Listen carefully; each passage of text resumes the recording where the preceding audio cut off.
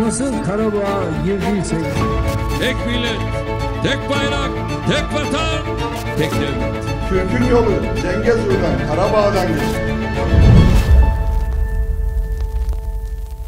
Բարև ձեզ, եթերում իրական Թուրքիա նախագիծն է։ Թուրքիա առանց Էրդողանի։ Թուրքիայի նախագահ Էրդողանի հայտարարությունը առաջիկա ընտրություններում թեկնածություն չառաջադրելու վերաբերյալ թուրքական եւ միջազգային, նաեւ որոշ հայկական լրատվամիջոցներ ներկայացրել են, այսպես ասենք, ոչ ամբողջական, ինչից հայտարարության իրական բովանդակությունն աղճատվել է։ Եվ այսպես Էրդողանը բառացի հայտարարել է, թե իր դարդը նորից թեկնածու լինելը չէ։ Հայտարարությունն արել է Թուրքիայի սահմանադրությունը փոխելու իր նախաձեռնության ֆոնին։ Իրականությունն այն է, որ հենց նրա ձևակերպումն է հուշում, որ Էրդողանը մի դարդ ունի։ Այլապես Թուրքիայի սահմանադրությունն այս պահին ինչու է ուզում փոխել։ Եվս մեկ անգամ Թուրքիայի նախագահի թեկնածու առաջադրվելու համար Էրդողանը կամ պետք է փոխի Թուրքիայի սահմանադրությունը, կամ գնա արտահերթ ընտրությունների։ Արտահերթ ընտրություն պահանջում է ընդդիմությունը, ու եթե 1-2 ամիս առաջ կարող էինք ասել, որ դա բացառված չէ, հաշվի առնելով, որ ընդդիմության նախագահի թեկնածուին Էրդողանին տապալելու իրական հնարավորություն ունեցող Ստամբուլի քաղաքապետ Իմամօղլուին Էրդողանը բանտարկեց, ապա այս նոր հայտարարությունը եւ սահմանադրությունը փոխելու նախաձեռնությունը հուշում են, որ առավել հավանական է Թուրքիայում նախագահի հաջորդ ընտրությունը լինի հերթական 2028-ին։ Ընդդիմությունը պահանջում է արտահերթ ընտրություն Էրդողանին մեղադրելով բռնաճնշումների, Թուրքիայում աղքատության եւ գործազրկության մեջ։ Էրդողանն այդ ամենը փորձում է քողարկել արտաքին քաղաքական գործոններով, հայտարարելով, որ Թուրքիան հիմա իր ամենաուժեղ ժամանակներն է ապրում, Թուրքիայի արտաքին քաղաքականության աստղը փայլատակում է եւ ոմանց կմահաճույքի համար այդ ամենը չի պատրաստվում վտանգել արտահերթ ընտրություններով։ Իրական Թուրքիայի այս թողարկմանը դիտեք։ Թուրքիայի նախագահը բացահայտում է Փաշինյան-Ալիև համաձայնագիրը նոր հնարավորություններ է բացելու թյուրքական աշխարհի համար։ Ermenistan'la barış anlaşması üzerinde Ինչպես Ալիևը սկսեց հարևմտյան Ադրբեջան օպերացիան, պահանջում է Հայաստանը լցնել ադրբեջանցիներով։ Գերբի Ադրբեջանն Արցախը Հայաստան է եւ վեր։ Արցախը Հայաստան է եւ վերջից մինչեւ Հայաստանում չի լինելու արևմտյան Ադրբեջան։ Փաշինյանի ընկալումները։ Չի կարող լինել արևմտյան Ադրբեջան Հայաստանի Հանրապետության ինքնիշխան տարածքում։ Բաքվում Երևանի Ղազի են նշանակել։ Ինչ է սա նշանակում։ Իրավան գազակ։ Որտեղ է բրիտանացի զբոսաշրջիկի սիրտը, Թուրքիան հայտնվել է զբոսաշրջիկների օրգանների վաճառքի սկանդալում։ Peki Martin'in kalbi nerede? Եվ վերջում հարցազրույցներ, թեմել դեմ իրեր, քանի դեռ Թուրքիան չի ճանաչում ցեղասպանությունը, հարաբերությունների իրական կարգավորում չի լինի։ Katliama uğramadınız. Gıkınızı çıkarmayın. Susun. Unutun. Ալեքս Հինթոն, թուրքական ժխտողականության պատճառը ֆինանսական եւ հողային փոխհատուցման բախն է։ The historical moment always changes, and what seems impossible in one instance becomes possible. Եվ Միխայիլ Հեսեման Ալիևը ներս մտնելու անցքերը գտնում է Արնետի նման։ Mice or rats always find a hole to get into a house. Եվ այսպես Թուրքիայի նախագահը Հայաստանի եւ Հայաստանի տարածքի մասին հայտարարություններ է արել թուրքական պետությունների կազմակերպության ոչ պաշտոնական գագաթնաժողովի ժամանակ, Ալիևի եւ Կենտրոնական Ասիայի թուրքալեզու պետությունների առաջնորդների ներկայությամբ։ Էրդողանը հայտարարել է, որ Փաշինյան-Ալիև խաղաղության համաձայնագիրը բազմաթիվ հնարավորություններ է բացելու թուրքական աշխարհի համար։ Türk dünyamız için stratejik önemi haiz Kafkaslar'da yaşanan gelişmeleri yakından takip ediyoruz. Can Azerbaycan'ın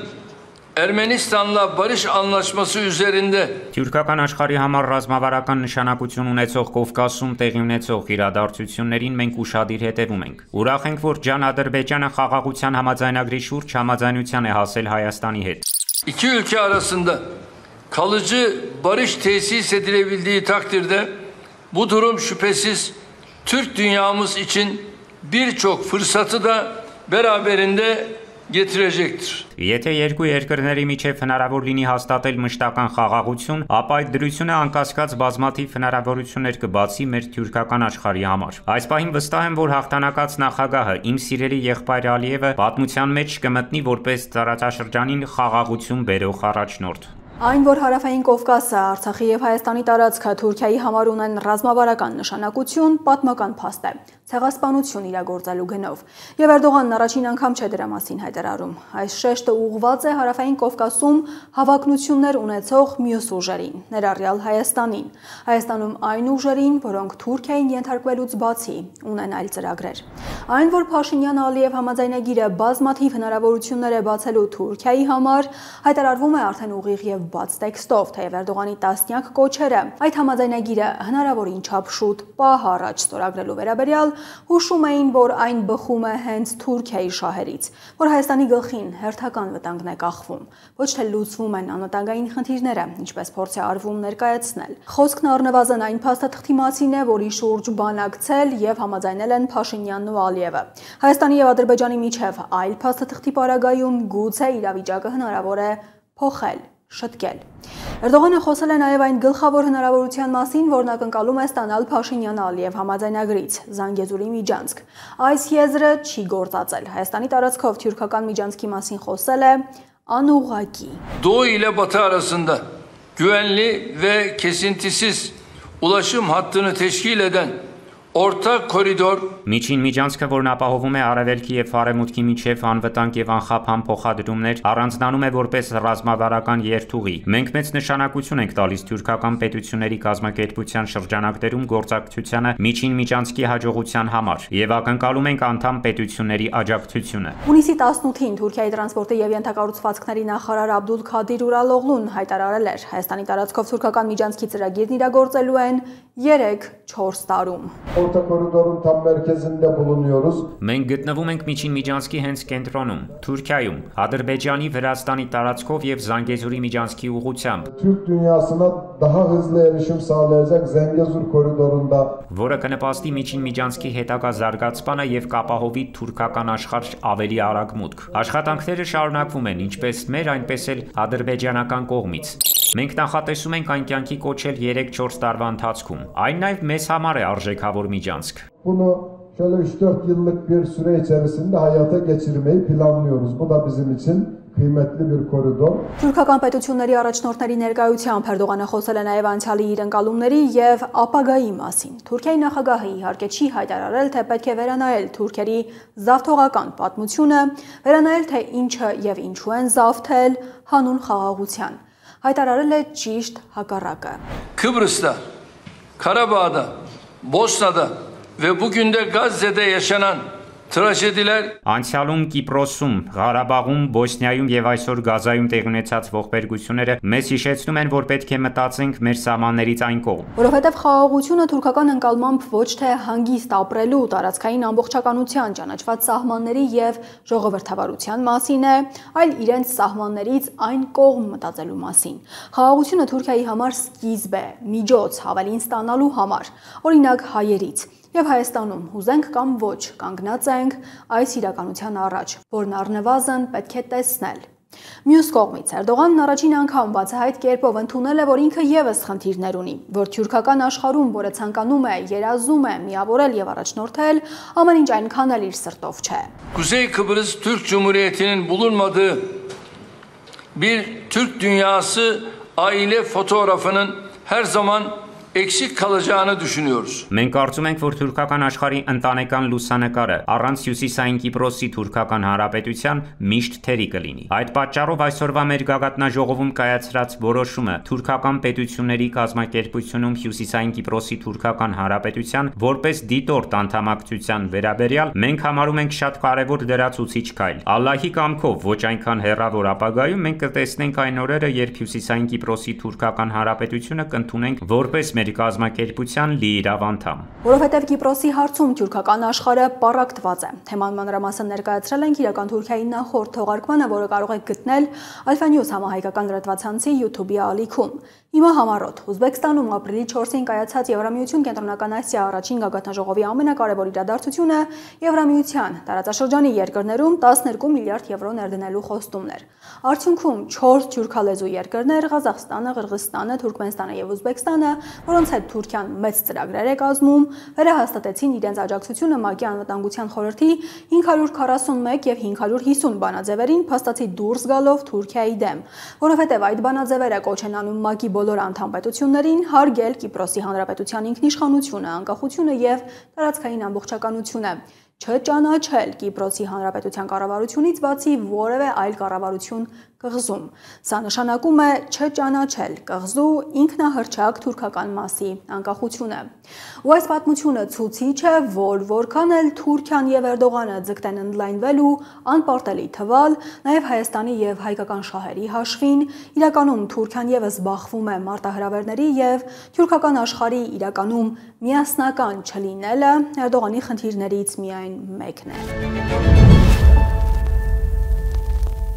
Էրդողանի այս հայտարարությունների ֆոնին, երբ Հունգարիայում Բուդապեշտում ընթանում էր թուրքական պետությունների կազմակերպության սամիթը, Թուրքիայում մայրաքաղաք Անկարայում կազմակերպել էին վերադարձը Արևմտյան Ադրբեջան որպես մարդու իրավունքների գերակշռության կարևոր պայման վերնագրով համաժողովը։ Արևմտյան Ադրբեջանը Ալիևը կոչում է Հայաստանի ինքնիշխան տարածքը, դա անում է հետևողականորեն նաև այս համաժողովի 250 մասնակիցներին ուղղված ուղերձում։ Ահա նշված հատվածն է Բաքվի պետական լրատվական գործակալության կայքից։ Համաժողովի մասնակիցների կազմը պակաս հետաքրքիր չէր։ Բաքվի պաշտոնյաներ, Թուրքիայի մեջլիսի падգամավորներ, հայոց ցեղասպանությունը ժխտող թուրք պատմաբաններ, Իլբեր Օրթայլայից մինչև Այգյուն Աթար, եւ նրանց համար կարդացել են Ալիևի ուղերձը, որի ամենասկզբում Ալիևը Թուրքիայում նման համաժողովի անցկացումը գնահատել է որպես տարածաշրջանում խաղաղություն եւ արդարություն հաստատելու ուղղությամբ կարևոր միջոցառում։ Հայաստանի տարածքի վրա բառի բուն իմաստով աչք դնելը Բաքվի օկուպանտի ընկալմամբ խաղաղությանն ուղղված քայլ է։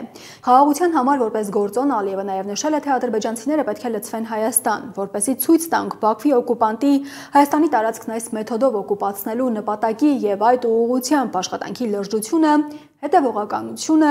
այս նոր ուղերձի մի հատվածը բառացի մեջ բերված էր 1 տարի առաջ 2024-ի սեպտեմբերի 30-ին Արցախի օկուպացված տարածքում նրա խոսքի այս հատվածից։ 1918 ildə erməni vəhşiləri Azərbaycanlıları etnik təmizləməyə məruz qoymuşdular. Bu Azərbaycanlıların öz qədim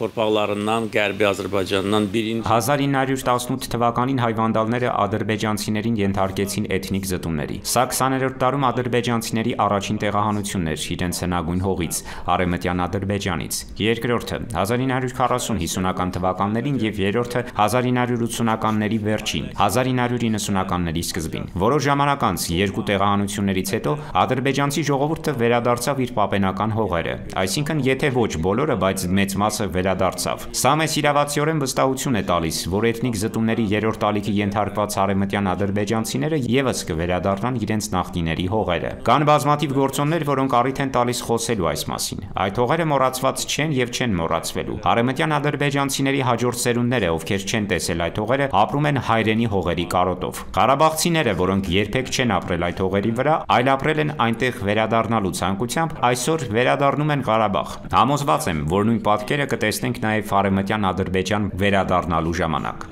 Ալիևը պահանջել է, որ Փաշինյանը հստակ հայտարարի, երբ են ադրբեջանցիները վերադառնալու իրենց նախկին բնակության վայրեր, վերադարձից հետո էլ ինչպես է ապահովվելու նրանց անվտանգությունը։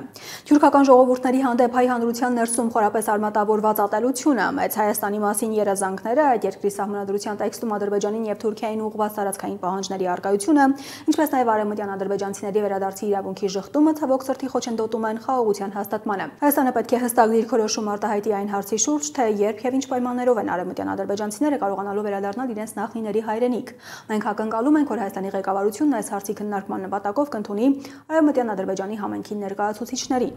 Նշված է Բաքվի օկուպանտի ուղերձում։ Նաև հայտարարել է, որ այսպես կոչված արևմտյան ադրբեջանցիների վերադարձի հարցն արդեն ընդգրկված է իր եւ միջազգային օրակարգում ու դրանից հրաժարվելու մտադրություն Բաքվում չունեն։ Իհարկե փորձ է արել քողարկել բուն նպատակը, հաշվարկելով Հայաստանում հնարավոր հակազդեցությունը ու հայտարարել է. Կցանկանայի նշել, որ արևմտյան ադրբեջանցիների վերադարձի ցանկությունը Հայաստանին ուղղված տարածքային պահանջ չէ, Հայաստանը պետք է զերծ մնա այդ ցանկությունը նման լույսի ներքո ներկայացնելու փորձերից։ Այս խնդիրն Ադրբեջանի օրակարգում կլինի այնքան ժամանակ, քանի դեռ այդ վերադարձն իրականություն չի դարձել։ Իհարկե, իրենց հայրենիք վերադարձող արևմտյան ադրբեջանցիներին նաև անվտանգության երաշխիքներ պետք է տրամադրվեն, հայտարարել է Ալիևը։ Ու նրա այս պնդման կողքին պետք է տեսնել ինչպես այս ուղերձում, այնպես էլ ավելի վաղ Նախիջևանում Էրդողանի կողքին հայտարարածը, թե 1920 թվականին արևմտյան Զանգեզուրը, նկատի ունի Սյունիքը, անջատվել է Ադրբեջանից եւ փոխանցվել Հայաստանին, ինչի հետևանքով կտրվել է ցամաքային կապը Նախիջևանի հետ։ 1920 ildə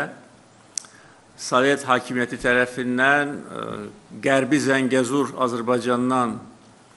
ayrılmıştır və beləliklə 1920 թվականին խորհրդային իշխանությունների կողմից արևմտյան Զանգեզուրը անջատվեց Ադրբեջանից, դրանով իսկ խզելով Ադրբեջանի հիմնական մասի եւ Նախիջևանի աշխարհագրական կապը։ Եվ այս հայտարարությունը միակը չէ, նման բովանդակությամբ բառացի հայտարարությունները Ալիևն անում է պարբերաբար, հունվարի 12, 2024 թվական։ Գաղտնիք չէ, որ 20-րդ դարում ադրբեջանական հողերը մաս-մաս փոխանցվել են Հայաստանին։ 1918 թվականին Ադրբեջանի Դեմոկրատական Հանրապետության ստեղծումից մեկ օր անց Երևան քաղաքը ցավոք փոխանցվեց Հայաստանին։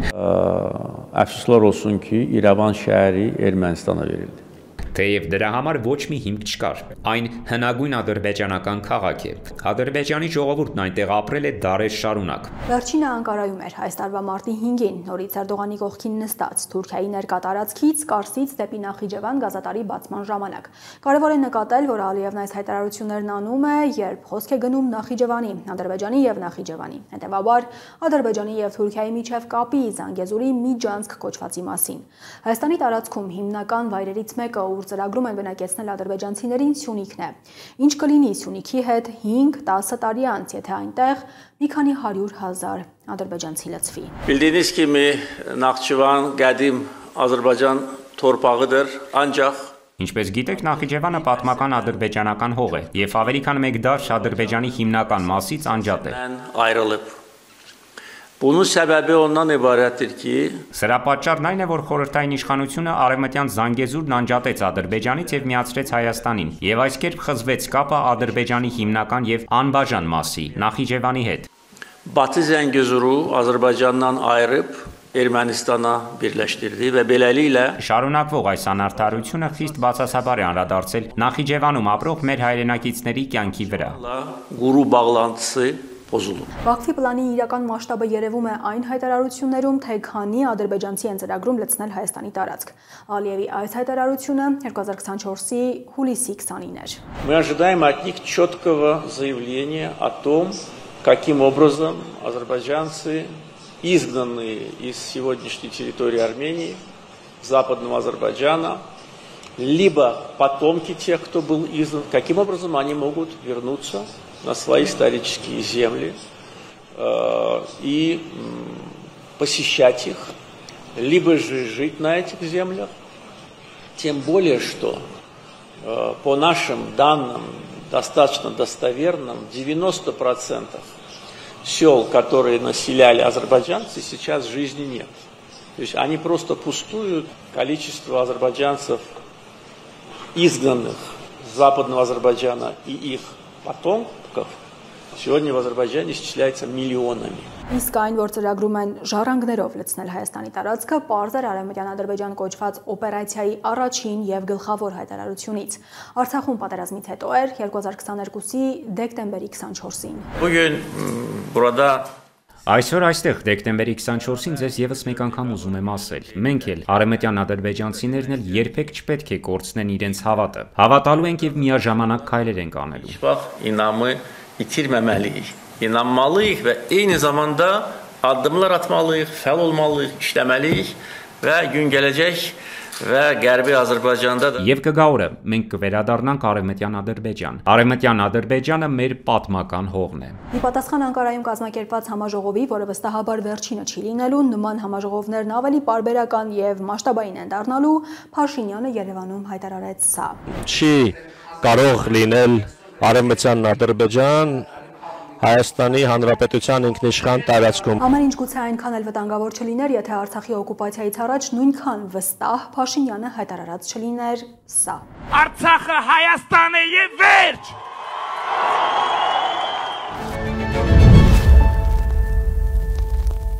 Կովկասի մահմեդականների վարչությունը, որը ինչպես Իրանագետ, Երևանի պետական համալսարանի արևելագիտության ֆակուլտետի իրանագիտության ամբիոնի վարիչ Վարդան Ոսկանյանն է նշում, արհեստածին Ադրբեջանում գործող հակաշիայական կառույց է, փաստացիորեն ղեկավարվում է Բաքվի բարբարոսական վարչախմբի աշխարհիկ իշխանության կողմից, թե ոգով եւ թե շիայական իսլամի ընկալումներով հակասում է հենց նույն այդ շիայականության պատմությանը, ավանդույթին եւ հոգեվոր կառուցակարգերին, որոշում է կայացրել Երևանի Ղազի նշանակել։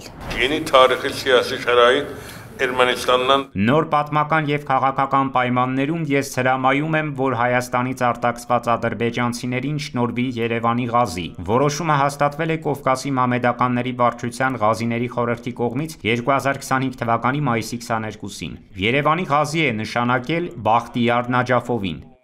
Այաթոլլահ կոչվող Ալլահ Շուքյուր Փաշազադեն, որը ղեկավարում է այդ կառույցը եւ ադրբեջանցիների շրջանում հայտնի է կոռուպցիոն սկանդալներով, Իրանագետ Վարդան Ոսկանյանի ձևակերպմամբ ոչ միայն չի կարող դույզն ինչ համեմատվել իրանական կամ իրաքյան ազդեցիկ այաթոլլաների հետ, քանի որ արհեստածին Ադրբեջանում ընդհանրապես չկա որևէ շիա հոգեվորական, որը իրավասություն ունենա կրոնական հրովարտակ, ֆեթվա արձակել եւ ընդօրինակման աղբյուր լինել, այլ ուղղակի աշխարհիկ, այն էլ աթեիստական խորհրդային իշխանության կողմից ստեղծված վարչության պետ է, հետևաբար, ինչպես գրեթե ամեն ինչ Ադրբեջանում, այս կառույցը եւս արհեստածին է։ Դրա կողմից ստեղծված Երևանի ինչ-որ անհասկանալի Ղազիաթ խիստ մոտավորապես համարժեք է մեր եկեղեցու թեմ հասկացությանը եւ դրա ղեկավար նշանակված նույնիսկ կրոնական իմաստով կիսագրագետ մեկը նույնքան արհեստածին են եւ անիրավազոր, որքան ամբողջ Ադրբեջանը, սկսած իր անվանումից եւ վերջացրած ինքնությամբ ու մշակույթով, բայց ինտենսիվ գործում են, քայլերը աղմկոտ են, ուղղված ոչ միայն միջազգային հարթակներում հարցեր բարձրացնելուն, այլև Ադրբեջանի ներսում տրամադրություններ եւ հավակնություններ արդյունացնելուն։ Սա Հայաստանի տարածքը զավթելու նպատակով Բաքվի ստեղծած այդ նույն այսպես կոչված Արևմտյան Ադրբեջանի խորհրդի տրամադրած փաստաթուղթ է, որով վկայվում է, թե այն ունեցող անձն այդ կազմակերպության անդամ է։ Այս քարտում հանձի հայրենիք է նշված Արևմտյան Ադրբեջան, Չամբարակ, Թոխլուջա։ Սա նշանակում է Հայաստանի Հանրապետության Գեղարքունիքի մարզի Ճամբարակի շրջանի Դրախտիկ գյուղ։ Որտեղ է անգլիացի զբոսաշրջիկի սիրտը։ Թուրքիայի շուրջ մեծ սկանդալ է զբոսաշրջիկների օրգանների վաճառքի աղմուկով։ Հիմնական թուրքական հեռուստաալիքները լուռ են, ընդդիմադիր Ջումհուրիեթն ու մի քանի թուրք բլոգերներ են աղմկում, որ ապրիլի վերջին Բեթ Մարտինը երկու երեխաների եւ ամուսնու հետ մեկնել է Թուրքիա արձակուրդի։ Ժամանելուն պես ինքնազգացողությունը վատացել է, տեղափոխվել է հիվանդանոց, այդ ընթացքում նրա ամուսնուն Թուրքիայի ոստիկանությունը ձերբակալել է կնոջը թունավորելու կասկածով։ Այնուհետև ազատ է արձակել առանց մեղադրանք առաջադրելու։ Կինը հիվանդանոցում մահացել է, դին տեղափոխել են Լոնդոն, որտեղ դիահերձման ժամանակ պարզվել է, որ նրա սիրտը չկա։ Sağlık Bakanlığı İngiliz turiste hastanede hiçbir cerrahi işlem yapılmadığını Թուրքիայի առողջապահության նախարարությունը հայտարարել է, որ կինը մահացել է սրտի կանգից, առանց նշելու պատճառը։ Նշվել է, որ Ստամբուլի հիվանդանոցում բուժվելիս կինը որևէ վիրահատական միջամտության չի ենթարկվել։ Այդ դեպքում ուր է նրա սիրտը։ Թուրքիայում բոլորը սա են քննարկում, որովհետև զբոսաշրջիկների օրգանների վաճառքի կասկածն ու աղմուկը կարող են նոր հարված լինել զբոսաշրջությունից խիստ կախված թուրքական տնտեսության համար, որը կերակրում է միլիոնավոր թուրքերի։ Դուք դիտում եք իրական Թուրքիա նախագծի այս ամսվա վերջին թողարկումը եւ հարցազրույցի բլոկում ներկայացնում ենք անցնող ամսվա հարցազրույցների ամենակարևոր հատվածները։ Թեմել Դեմիրեր, ինչպես ինքն է ձևակերպում, զտարյուն թուրք գրող լրագրող, որը մեղադրվել է Թուրքիայի քրեական օրենսգրքի 301-րդ հոդվածով։ Սա նշանակում է դուրս է թուրքական ժխտողականությունից։ Երբ դիմեցի նրան հարցազրույցի խնդրանքով, նշել էի, որ թեմաները կլինեն հայոց ցեղասպանության ժխտումը, Հայաստան-Թուրքիա հարաբերությունների կարգավորման, Փաշինյան-Էրդողան գործընթացը։ Կտրուկ մերժեց, ասելով, որ այդ կարգավորումը իրական չէ եւ ինքը չի հավատում դրան։ Համաձայնեց հարցազրույցին միայն երբ առաջարկեցինք բացատրել իր այդ դիրքորոշումը։ Հարցազրույցը տպավորիչ դարձավ հենց առաջին վայրկյաններից, երբ սկսեց ներողություն խնդրել հայերից ցեղասպանության համար։ Ya benim bu konuşmaya başlarken kafamda bir şey vardı. Sen benimle röportaj yaptığın için teşekkür ettin. Ben de bir Ermeni olarak senden ve tüm Ermenilerden özür diliyorum. Efendim soykırım için. Այս զրույցը սկսելիս մտքումս մի ասելիք ունեի։ Դուք շնորհակալություն հայտնեցիք ինձ հարցազրույցի համար։ Ես ձեզնից եւ բոլոր հայերից ներողություն եմ խնդրում ցեղասպանության համար։ Հարցնում եք Թուրքիան տարբեր է։ Տարբերություն կա 20 տարի առաջվա եւ այսօրվա Թուրքիայի միջև։ Այո, կա։ Ամեն ինչ շատ ավելի վատ է։ 20 տարի առաջ 51 տարեկան էի եւ ինձ հետ կատարվածը ոչինչ էր։ Սա բացահայտ եմ ասում։ Այսօր շատ ավելի վատ բաներ են պատահում Թուրքիայում։ Սա բաց հայտարարում եմ։ Թուրքիայում տոտալիտարիզմ է տիրում։ Ուշադիր եղեք, չեմ խոսում ավտորիտարիզմի մասին։ Խոսում եմ բռնապետական ռեժիմի մասին։ Այս տոտալիտար ռեժիմը չի կարելի բացատրել մեկ մարդով։ Սա համակարգ է, թուրք-իսլամական գաղափարախոսության սինթեզ։ Պետությունը մոնոլիթ հասարակության կորպորատիվ ուժերով կազմակերպելու գաղափարախոսություն։ Այս առումով kան կարևոր զուգահեռներ Թուրքիայի եւ Մուսոլինիի շրջանի Իտալիայի միջև։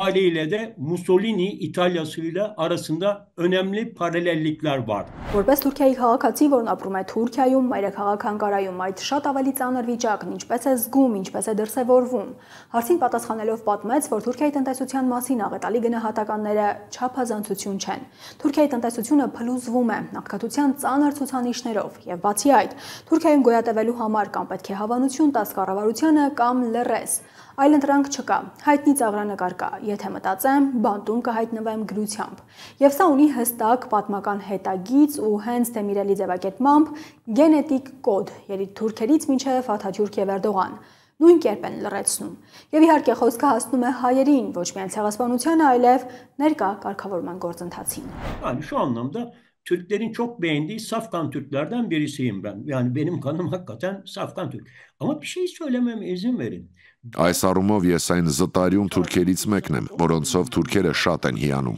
Իմ արյունը իսկապես մաքուր թուրքական է, բայց այն պահից, երբ ես դարձա հայերին, հայոց ցեղասպանությանն առնչվող այս խնդրի մի մասը ինձ կոչում են խառնարյուն, հայ, հույն, քուրդ։ Այլ կերպ ասած, Թուրքիայի Հանրապետությունում պարտադիր չէ թուրք լինել, երջանիկ լինելու համար։ Թուրքիայի դպրոցներում ամեն առավոտ երգում են «Երջանիկ եմ, որ թուրք եմ»։ Ճիշտ հակառակը, այս պետությունը պահանջում է կրել գործող պաշտոնական գաղափարախոսությունը։ Երբ դու անում ես դա, պետությունը քեզ ընդունում է, նույնիսկ եթե քուրդ ես։ Բայց այն պահին, երբ դու մերժում ես պաշտոնական գաղափարախոսությունը, դառնում ես Իսմայիլ Բեշիկչի։ Եվ ինչպես գիտեք, կարող եք լինել Հրանտ Դինք կամ որևէ այլ ընդդիմադիր։ Թուրքիայի Հանրապետությունը ձեզ հնարավորություն կտա դառնալ չբացահայտված հանցագործության զոհ։ Սա է վիճակը Թուրքիայում։ Sorununa değinmemiz gerekiyor.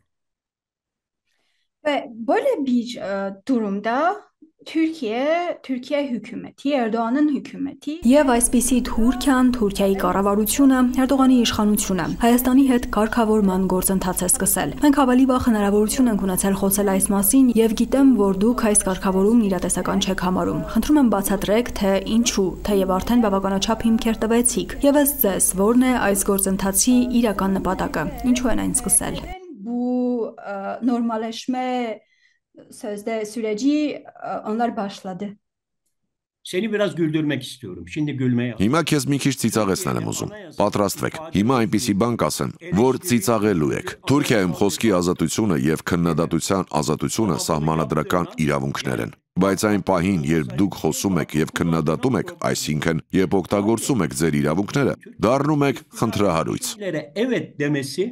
o şeylerin çözümleneceği anlamına gelmez. Örneğin biz son günlerde Kürtler Այն որ Թուրքիայի կառավարությունն այսօր ինչ որ բանի համաձայն է, չի նշանակում, որ այդ հարցերը կլուծվեն։ Օրինակ վերջերս մենք մտել ենք քրդերի հետ հարաբերությունները, այսպես ասեմ, բացելու գործընթացի մեջ, բայց որքան մենք մտնում ենք այդ բացման գործընթացի մեջ, այնքան իրավիճակը վերածվում է փակուղու։ Նախկինում սա 4-5 անգամ փորձել են անել, եւ ամեն ինչ 4 կամ 5 անգամ ավելի է վատացել։ Bugün dünyada savaş rüzgarları esiyor. Այսօր աշխարհում պատերազմի քամիներ են փչում, կամ ինչպես իտալացի մեծ կոմունիստ Անտոնի Գրամշին է ասել, հրեշների ժամանակն է։ Աշխարհը գլխիվայր է շրջվում, Կովկասը գլխիվայր է շրջվում։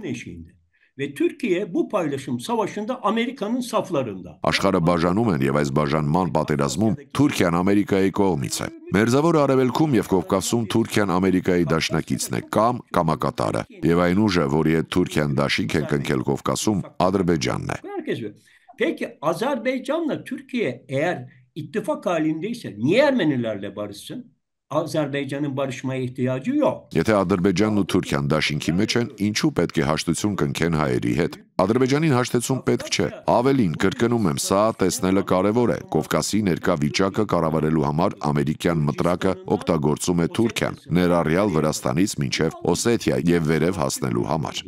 Türkiye'nin Amerikan emperyalizminin uzantısı olduğu ve Amerika'nın, tekrar ediyorum, emperyal talepleriyle paralel özellikler taşıdığını görmeniz gerekir. Mesela Cumhurbaşkanı Erdoğan ne diyor? Ben Büyük Orta Doğu Projesi'nin Orta Doğu'daki temsilcisiyim diyor. Dikkat, bu dalga değil. Peki patron kim? Amerika Birleşik Devletleri. Այս իմաստով դուք պետք է տեսնենք, որ Թուրքիան պատերազմող երկիր է, որ Թուրքիան ամերիկյան իմպերիալիզմի շարունակությունն է, եւ որ այն ունի Ամերիկայի, կրկնում եմ, կայսերական պահանջներին զուգահեռ նպատակներ։ Օրինակ, ինչ է ասում նախագահ Էրդողանը։ Նա ասում է. Ես մեծ մերձավոր արևելքի նախագծի ներկայացուցիչն եմ մերձավոր արևելքում։ Ուշադրություն, սա կատակ չէ։ Ուրեմն ով է այդ նախագծի պատրոնը, ղեկավարը, Միացյալ Նահանգները։ Հետևաբար, քանի որ Ամերիկան իր սեփական շահերից բացի ուրիշ դաշնակից չունի, մենք չպետք է խոսենք Կովկասում կամ մերձավոր արևելքում ժողովրդավարական խաղաղության, հարաբերությունների կարգավորման կամ երկխոսության մասին։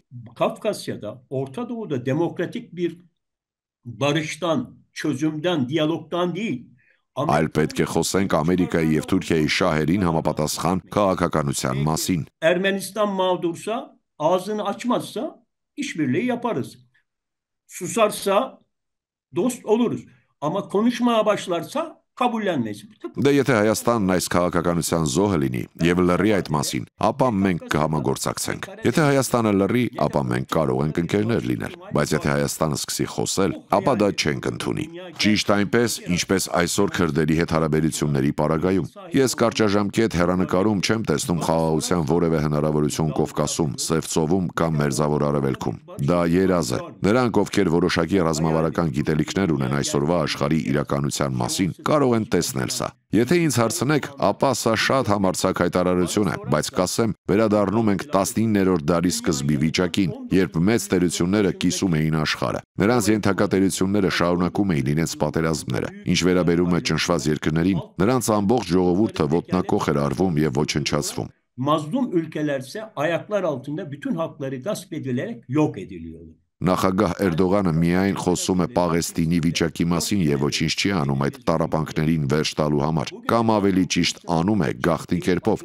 Ադրբեջանի նավթն ուղղորդում է դեպի Իսրայել ու արդեն կարևոր չէ թե ով ինչ է ասում։ Ինչպես Պլատոնն է ասել, կարևորը ոչ թե խոսք թե այլ գործդ։ Այսօր Թուրքիայի Հանրապետության քաղաքականությունը Մերձավոր Արևելքի, Հարավային Կովկասի կամ Եղբայրական Հայաստանի ուղղությամբ խոսքի մակարդակում է։ Իհարկե, մենք ուզում ենք անվճար խաղաղություն։ Ya da kardeş Ermenistan politikaları söz düzeyindeyse tabii barış isteriz, bedava. Barış istemek bedava. Ama bu barış masasına oturmaya gelince hayır, orada sadece siz kendiniz oturacaksınız. Başkaları oturmayacak. Խաղաղություն խնդրելն անվճար է, բայց երբ խոսք գնա վճարովի սեղանի շուրջ նստելու մասին, դուք միակը կլինեք այնտեղ նստած, մյուսները չեն նստելու։ Օրինակ, ես շատ բաներ եմ ասում հստակ ուղերձով։ Ermeniler, tarihinizi unutun. Bir katliama uğramadınız. Gıkınızı çıkarmayın. Susun, unutun. Հայերի հետ եղբայրության մասին խոսելը շատ հեշտ է, անվճար, բայց մենք ունենք մեկ պայման։ Հայեր, մոռացեք ձեր պատմությունը։ Դուք կոտորածի չեք ենթարկվել։ Այո, ձայն մի հանիր, լռիր, մոռացիր դա։ Հակադրանքը ակնհայտ է։ Թուրքիայում մարդիկ իրականում գիտեն, որ իրենց պապերը ցեղասպանություն են գործել։ Պարզապես ուր կորան հայերը, որոնց հետ հարևանություն էին անում, ինչ եղավ նրանց հետ հարցերի մասին, լռում են։ Հորդորում է չհավատալ կարգավորման մասին Թուրքիայից բարձր մակարդակով հնչող հայտարարություններին նկատելով, որ մարդիկ միշտ ասում են այն, ինչ դիմացին ուզում է լսել։ Bunların konuşulamadığı bir Türkiye'de Ermenilerle barışı konuşmak, barışı konuşacağımıza inanmak nafile ve boş cevaplardır. Böyle bir realite yok. Թուրքիայում, որտեղ այս հարցերը չեն կարող քննարկվել, հայերի հետ խաղաղության մասին խոսելը եւ հավատալը, որ մենք կկարողանանք խաղաղության մասին խոսել, ապարդյուն եւ դատարկ հայտարարություններ են։ Այդպիսի իրականություն գոյություն չունի։ Մարդիկ միշտ ասում են այն, ինչ դիմացինն ուզում է լսել։ Լսիր, հիմա թույլ տուր քեզ մի բան ասեմ, որը քեզ դուր կգա։ İnsanlar hep böyle duymak istediklerini söylüyor. Bak şimdi ben seni hoşuna gidecek şeyler söyleyeyim. Barış çok yakında hani. Yakında Türkiye Cumhuriyeti Devleti sınırları açacak, sizlerle kucaklaşacak. Ne güzel yalanları söylüyorum değil mi? İnsanlar yalanları seviyor. Gerçekler acı ve zorlayıcıdır. Խաղաղությունը շուտով կգա։ Գիտես, շուտով Թուրքիայի Հանրապետությունը կբացի իր սահմանները եւ կընդունի ձեզ։ Ինչ գեղեցիկ ստեր եմ ասում, չէ՞։ Մարդիկ սիրում են սուտը, ճշմարտությունը ցավոտ է եւ մարտահրավերային։ Ես ոչինչ չգիտեմ միջազգային հարաբերությունների մասին, ես սովորական մարդ եմ, բայց իմ խորհուրդն է, որ շատ ավելի լավ է աչքերը բացել իրականության առաջ, քան երազների։ Uluslararası ilişkilerden falan da anlamam. Ben sıradan bir insanım. Fazla özelliğim yok benim. Ama hayaller yerine gerçekler dünyasında gözlerimizi açmamız çok daha iyi. Sayın Demirel, neden siz böyle açık konuşuyorsunuz Ermeniler? Պարոն Դեմիրեր, դուք այսպես բաց խոսում եք հայերի եւ հայոց ցեղասպանության մասին, բայց ինչու այլ թուրքերի եւ թուրքական կառավարության համար այդքան դժվար է նույնն անել։ Ինչու են դեռ շարունակում ժխտողականության քաղաքականությունը։ Neden hala inkar politikasını var? Երբ մենք երեխա էինք, ես Գայլիձակ էի Թուրգուտլու Ալբայրակի նախակրթարանում։ Gelelim Türkiye problemine. Ya biz çocukken ben Turgutlu Albayrak İlkokulu'nda ben yavru kurttum. Dikkat, yavru kurt. Ne demek yavru kurt biliyor musun? Büyüyünce kurt olmak için. Ուշադրություն, գիտեք ինչ է նշանակում գայլի ձակ լինելը։ Նշանակում է մեծանալ եւ գայլ դառնալ։ Ինչպես ասել է Հրանտի կինը, Թուրքիայում պաշտոնական գաղափարախոսությունը մարդասպաններ է ստեղծում խավարից։ Այդ մարդասպանները անմեղ են, պետությունն է նրանց այդպիսին դարձրել։ Նրանց առաջ դնելով միայն պահանջը, ուզում են հերոս լինել, ուզում են հայրենիքը փրկել։ Նման մի երեխա էլ ինձ վրա էր հարձակվել։ Բռնեցինք, հարցրեցի, ինչ ես անում, ասաց դու դավաճան ես, ինչու եմ դավաճան, չկարողացավ բացատրել, չգիտեր։ Այս ամենը պատմելով փորձում եմ բացատրել, որ Թուրքիայում մեծ կրթություն է պետք, պատմություն դասավանդել է պետք։ Իմ հարևան հայերը կային, նրանց լինելը ու չլինելը պատմության իմ դասն էր։ Ինչ պատահեց իմ հարևաններին, ես խնդրում եմ բացատրել բոլորին, նաև դատարաններում եմ հարցնում, ուր են հայերը, ինչ եղավ նրանց հետ։ Մենք նոր պատմական գիտության կարիք ունենք, բայց Թուրքիայում գոյություն ունեցող անգամ քեմալական պատմական գիտակցությունը նույնպես ավարտվում է։ Հիմա սկսում ենք Ալլահ Ակբար ասել։ Այլ կերպ ասած, նոր սերնդին դաստիարակում են լիակատար արմատական իսլամական ֆունդամենտալիզմով։ Var olan Kemalist tarih bilinci de bitiyor. Şimdi Allahu Ekber deyip başlıyoruz. Yani tam bir radikal İslam köktenciliğiyle eğitiliyor. Զանգվածային բռնությունների մարդու իրավունքների միջազգային իրավունքի աշխարհի առաջատար մասնագետներից մեկը, որը գործակցում է թոփ համալսարանների եւ միջազգային կառույցների հետ, Ալեքս Հինթոն։ Հայոց ցեղասպանության թուրքական ժխտողականության հստակ բացատրություն ունի։ Թուրքիան եւ թուրքերը վախենում են ֆինանսական փոխհատուցումից, որովհետև ճանաչմանն անխուսափելիորեն հետևելու է փոխհատուցման պահանջ, որի չափն անորոշ է ու կարող է հասնել հսկայական մասշտաբի, հասնել մինչև հողային փոխհատուցման։ Երբ դուք ընդունում եք անցյալում տեղի ունեցած ցեղասպանության զանգվածային վայրագությունների պատասխանատվությունը, you by implication are responsible for them. You're taking responsibilities. And taking responsibility is a good thing, you know, in one sense, but it also can have a financial cost. It can also lead to demands for remuneration, reparations. Ենթադրաբար նշանակում է պատասխանատու եք դրանց համար։ Դուք պատասխանատվություն եք կրում եւ պատասխանատվություն կրելը լավ է։ Մյուս կողմից պատասխանատվությունը կարող է նաեւ նշանակել ֆինանսական ծախս, կարող է հանգեցնել փոխհատուցման պահանջների։ Ցեղասպանության ճանաչումն ունի ֆինանսական նյութական կողմ։ Ես ապրում եմ Միացյալ Նահանգներում եւ մենք շատ քննարկումներ, բանավեճեր ունենք նաեւ մեր անցյալի մասին։ Մենք ցեղասպանություն ենք ունեցել բնիկ ժողովուրդների նկատմամբ, ունեցել ենք ստրկության շրջանը եւ հատկապես վերջին տարիներին մեծ քննարկումներ են սկսվել։ Որոշ համայնքներ, որոնք անցյալում ենթարկվել են բռնությունների, պահանջել են, խնդրել կամ բարձրաձայնել են փոխհատուցման հարցը։ Եվ գիտեք, մեծ դիմադրություն է եղել։ You know, well, first of all, we're nowhere near that sort of a point,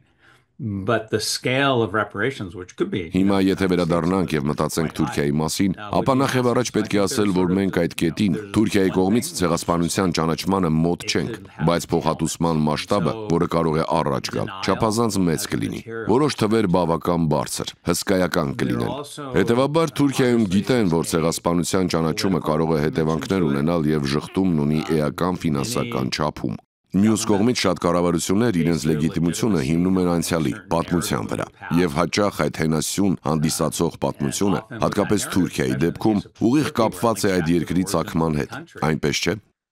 Right? They don't want to grapple with this messy situation because it would then somehow cast They believe a negative light on the country. Նրանք չեն ուզում բախվել Թուրքիայի Հանրապետության ձևավորման շրջանում եղած այս խառնաշփոթ իրավիճակին, քանի որ դա բացասական լույս կսփռի իրենց պետության եւ անցյալի վրա։ There are also some discussions on land, not only financial, but Կա նաև հողային փոխհատուցման հարցը, ոչ միայն ֆինանսական։ Ցեղասպանությունից հետո այն տարածքները, որտեղ հայերն էին ապրում, թուրքական կողմի վերահսկողության տակ են, եւ մենք թուրք պաշտոնյաներից թուրքական մեդիայում պարբերաբար լսում ենք մեկնաբանություններ, որ հայերը գուցե ցանկանում են հետ ստանալ իրենց հողերը։ Սա եւս կարող է լինել ժխտելու քաղաքականությունը շարունակելու պատճառ։ The Turkish officials that the Armenians maybe would like to get back their lands. So, do you think this one is also a reason for Turkey to keep denial policy?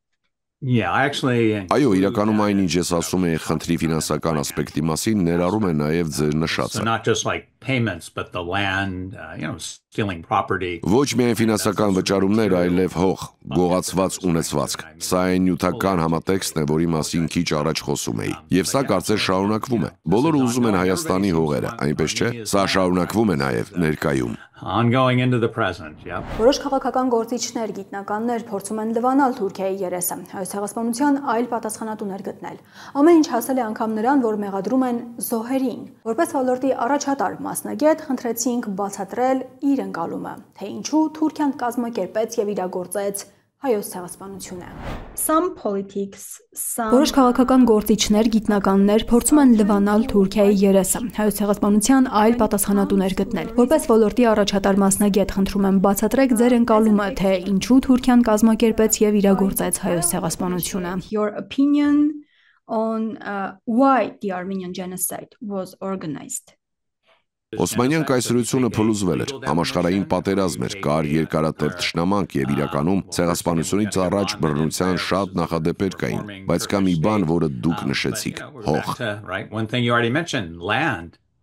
right? Yes. Get land, get property. Այո, ստացան հող, ստացան սեփականություն, զրկեցին ունեցվածքից, որն ուղիղ կապ ուներ երիտուրքերի ազգայնականության, Օսմանյան կայսրությունից Թուրքիայի Հանրապետությանը անցման հետ, բայց կան ավելի լայն պատճառներ, շատ ցեղասպանություններ կապված են ցնցումների հետ։ Գաղափարախոսություն, ընկալումներ, նյութական շահեր, այս ամենը խաղարկվում էր։ Այո, սա ողբերգություն է, բայց կրկին դա հանկարծակի չի սկսվել։ Սկսվել է Օսմանյան կայսրության փլուզման պատմական համատեքստից, եւ դուք գիտեք հարձակումներ են եղել նաև քրիստոնյա այլ խմբերի վրա։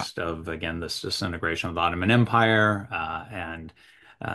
there was also attacks on other Christian groups as well. Is the Turkish Republic, the current Turkey, Թուրքիայի Հանրապետությունը, ներկա Թուրքիան պատասխանատու է այն ցեղասպանության համար, որը կազմակերպեցին եւ իրագործեցին Օսմանյան կայսրության փլուզման տարիներին։ Ottoman Empire. Yeah, well, that's one way people talk about the past, to say, well, it wasn't totally you, though. Again, it wasn't as if the genocide occurred like the Rwandan genocide in a few months. This was something that sort of was drawn out over time, arguably into the 1920s. So դա անցյալի մասին խոսելու մարդկանց ձևերից մեկն է։ Նրանք ասում են, թե դա ամբողջովին այդպես չէ, չնայած ցեղասպանությունը տեղի չի ունեցել միայն մի քանի ամսվա ընթացքում, ինչպես Ռուանդայի ցեղասպանության պարագան էր։ Հայոց ցեղասպանությունը ձգվել է մի քանի տարի, հավանաբար մինչև 1920 թվականները, բայց հետո տեղի են ունենում այլ փոփոխություններ, որը ձեր հարցում եւս նկատվում է՝ կայսրության փլուզումը եւ հանրապետության ձևավորումը։ Թուրքիայի կառավարությունը անշուշտ նախապատվություն կտա այլ փաստարկների։ Անգամ Գերմանիայում որոշ մարդիկ ասում են, նացիստները այլ ժամանակներում էին, այլ կառավարություն, շատ տարբեր մեզանից, նույնիսկ ճանաչելով եւ ընդունելով կատարվածը։ Թուրքիայի կողմից հայոց ցեղասպանության ճանաչմանը հասնելը հնարավոր է։ Ըստ ցեղասպանագետի ամենակարևորը պատմական ճիշտ պահը հասկանալը, ընտրելն է, որովհետեւ մի բան է, որը հիմա անհնար է թվում, ինչ որ փուլում կարող է շատ էլ հնարավոր դառնալ։ Ամեն ինչ շատ էլ հնարավոր է, երբ կա փող եւ կոռուպցիա։ Սա արդեն գերմանացի պատմաբան Միխայել Հեսեմանի դիտարկումն է, որից իրական Թուրքիա նախագծի շրջանակում երկրորդ անգամ ենք հարցազրույց խնդրել, հաշվի առնելով նրա կապերը Վատիկանում եւ բարձելով բացառիկ մանրամասներ ապրիլի 10-ին Վատիկանում Բաքվի կազմակերպած միջազգային գիտաժողովի մասին, որը կոչել էին Քրիստոնեությունն Ադրբեջանում պատմություն եւ ներկա ժամանակներ։ Սա իրականում Արցախից հայկական հետքը ջնջելու Բաքվի հետևողական քաղաքականության եւս մեկ դրվագ էր, բայց որքանով էր այդ կեղծիքին մասնակցում պաշտոնական Վատիկանը։ First of all, I have to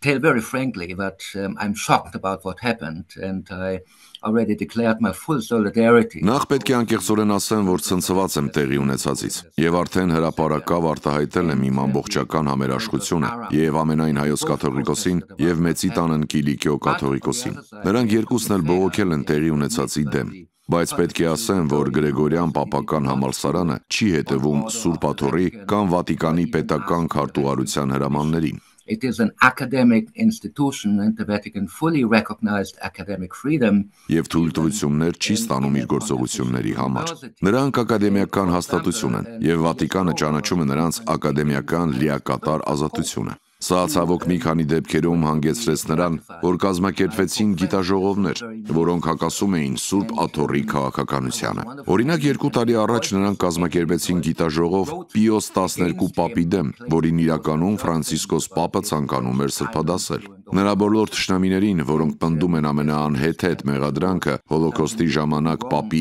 ենթադրյալ լռության մասին, թույլ տվեցին խոսել այդ համալսարանում, բայց մեզ, այդ թվում ինձ, որ 10 տարվա ուսումնասիրությամբ եւ հազարավոր փաստաթղթերով ապացուցել էինք հրեաներին օգնելու պապի հետաքրքրվածությունը, չհրավիրեցին ելույթ ունենալու։ 10 years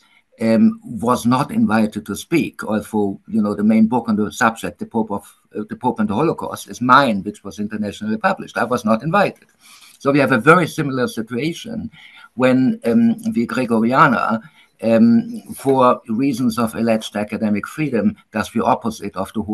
what the Holy See would like to see. Թեև թեմայի վերաբերյալ հիմնական գրքի Պապը եւ Հոլոկոստը աշխատության հեղինակը ես եմ։ Ունենք բազմաթիվ իրավիճակներ, երբ Գրեգորյանը ակադեմիական ազատության պատրվակով անում է այն, ինչ Սուրբ Աթոռը չէր ցանկանա տեսնել։ Նույնը եղել է Արցախի վերաբերյալ այդ գիտաժողովի պարագայում։ Անուն եւ հեղինակություն ունեցող ոչ մի գիտնական չէր հրավիրվել այդ գիտաժողովին, ոչ մեկը։ Նույնիսկ Գրեգորյան համալսարանի պրոֆեսորներն ու ուսանողները, որոնք մասնագիտացած էին հայագիտության ոլորտում։ Միջոցառման կազմակերպիչը ադրբեջանցի մի ուսանող է եղել, շատ սկանդալային մի անձ։ Organizer was an Azari student, a very scandalous person, because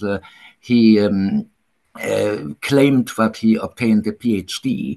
and indeed he did not get the academic degree because his dissertation was full of plagiarism and of a very low level. And his name is